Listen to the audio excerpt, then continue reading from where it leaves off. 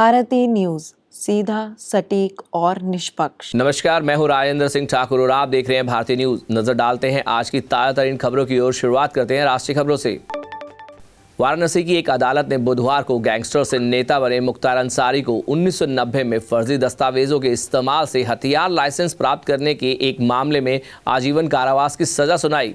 यह सजा एक विशेष एमपी एमएलए अदालत ने सुनाई, जिसने मामले में फैसला सुरक्षित रख लिया। जेल में बंद माफिया डॉन को भारतीय दंड संहिता की धारा 428, 467, 468, 120 बी और शास्त्र अधिनियम की धारा 30 के तहत मामले में दोषी ठहराया गया है। महाराष्ट्र के अहमदनगर का नाम 18वीं सदी की मराठा रानी अहिल्याबाई होलकर के नाम पर अहिल्यानगर रखा जाएगा।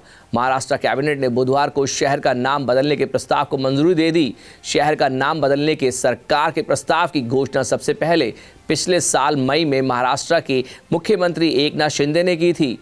अहमदनगर शहर का नाम अहमद निज़ाम शाह के नाम पर पड़ा, जिन्होंने 15वीं शताब्दी में निज़ाम शाही राजवंश और अहमदनगर शहर की स्थापना की थी। हरियाणा के पूर्व मुख्यमंत्री मनोहर लाल खट्टर ने अपने पद से अचानक इस्तीफे के एक दिन बाद बुधवार को करनाल विधानसभा क्षेत्र से विधायक पद से इस्तीफा दे दिया। खट्टर 2014 से करनाल का प्रतिनिधित्व कर रहे थे। उन्होंने 2019 के हरियाणा विधानसभा चुनाव में अपनी सीट बरकरार रखी। उन्होंने कहा, भाजपा ने जो भी जिम्मेदारी देगी वह उसे समर्पण भाव से निभाएंगे। अब आपको ले चलते हैं अंतर्राष्ट्रीय खबरों की ओर। तेलंगाना के 27 वर्षीय छात्र वेंकटरमन पितला की अमेरिका राज्य फ्लोरिडा में जेट स्कीइंग टक्कर में मृत्यु हो गई। Indiana University Purdue University Indianapolis से मास्टर डिग्री कर रहा था। मियामी स्थित WPLG लोकल 10 समाचार चैनल की एक रिपोर्ट में कहा गया कि दुर्घटना द्वीप शहर की वेस्ट में एक वाटर पार्क के पास हुई। फ्लोरिडा मछली और वन जीव संरक्षण आयोग का हवाला देते हुए रिपोर्ट में कहा गया कि एक 14 वर्षीय लड़का जेट स्की चला रहा था। इजराइल के एक वरिष्ठ अधिकारी ने आरोप लगाया कि अमेरिका, इजराइल और फिलिस्तीनी आतंकवादी समूह हमास के युद्ध के बीच प्रधानमंत्री बेंजामिन नेतन्याहू के नेतृत्व वाली सरकार को उखाड़ फेंकने का प्रयास कर रहे हैं। यह प्रतिक्रिया एक अमेरिकी खुफिया रिपोर्ट के बाद आई, जिसमें कहा गया कि नेतन्याहू की सरकार गाजा में अपने युद्ध प्रबंध को लेकर खतरे में पड़ सकती है। 5 महीने पहले युद्ध शुरू होने के बाद से गाजा में 31,184 लोग मारे गए और लगभग 72,899 अन्य लोग घायल हुए। पाकिस्तान के राष्ट्रपति आसिफ अली जरदारी के कार्यालय ने कहा कि देश में आर्थिक चुनौतियों के मद्देनजर वह अपना वेतन छोड़ देंगे। एक्स पर पोस्ट किए गए एक बयान में पाकिस्तान के राष्ट्रपति के कार्यालय ने मंगलवार को कहा कि पाकिस्तान के सामने मौजूदा आर्थिक चुनौतियों के कारण जरदारी ने अपना वेतन नहीं लेने का फैसला लिया है। 9 मार्च को जरदारी को पाकिस्तान के 14वें राष्ट्रपति के रूप में चुना गया।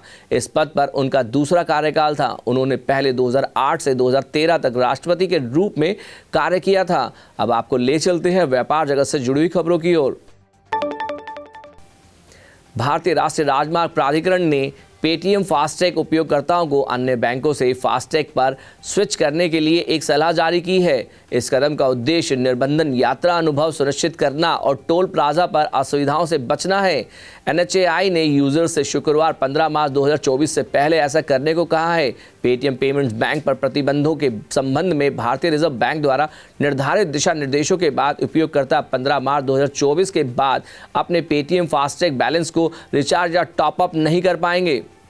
अडानी समूह के शेयरों में बुधवार को भारी गिरावट आई, जिससे कुल मिलाकर लगभग 90,000 करोड़ रुपए का बाजार पूंजीकरण नुकसान हुआ। यह अडानी एंटरप्राइजेस के लिए गिरावट का लगातार 7वां दिन है। हालांकि स्टॉक अभी भी अपने 52 सप्ताह के निचले स्तर 1,573 रुपए से लगभग 100% अधिक पर कारोबार कर रहा है। NSCI पर अडानी ग्रीन एनर्जी का शेयर सबसे अधिक 13% गिरकर 1,650 रुपए प्रति शेयर के निचले स्तर पर आ गया है। अब खबरें खेल जगत से।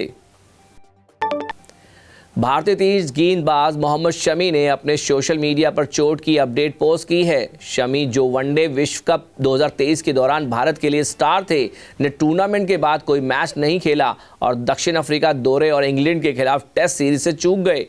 तेज गेंदबाज की इस साल फरवरी में एडी की सर्जरी हुई थी और उम्मीद थी कि वह कुछ समय के लिए बाहर रहेंगे। तेज गेंदबाज ने बुधवार को सोशल मीडिया पर अपने प्रशंसकों को अपने ठीक होने की जानकारी दी और कहा कि उनके टाँके हटा दिए गए हैं। दुनिया के दूसरे नंबर के खिलाड़ी कार्लोस अल्काराज ने कहा कि इंडियन वेल्स में फैबियन मारोजसन के खिलाफ खेलते समय वह घबरा गए थे। मॉरेजसन ने जो मई 2023 में इटालियन ओपन में क्वालिफाई किया था, ने रोम में स्पेनियार्ड को सीधे सेट में हरा दिया। अल्कराज ने स्वीकार किया जब वह कैलिफोर्निया में राउंड ऑफ 16 के मुकाबले के लिए तैयारी कर रहे थे, तब हंगरी के खिलाड़ी से मिली हार उनके दिमाग में चल रही थी। ऑफ स्पिनर रविचंद्र अश्विन अंतर्राष्ट्रीय क्रिकेट परिषद टेस्ट रैंकिंग में नंबर 1 गेंदबाज बन गए हैं। उन्होंने जसप्रीत बुमराह को नंबर 1 स्थान से हटा दिया है। नवंबर 2015 में आईसीसी टेस्ट रैंकिंग में पहली बार नंबर 1 पर बने अश्विन को इंग्लैंड के खिलाफ हाल ही में समाप्त हुई 5 टेस्ट मैचों की श्रृंखला में उनके शानदार प्रदर्शन के लिए पुरस्कृत किया गया। अश्विन ने 5 टेस्ट मैचों में 2 बार 5 विकेट सहित 26 विकेट लिए। अब तक की खबरों के लिए इतना ही। बाकी खबरों के लिए देखते रहिए भारतीय न्यूज़ और भारतीय न्यूज़ को शेयर, लाइक और सब्सक्राइब करना ना भूलें।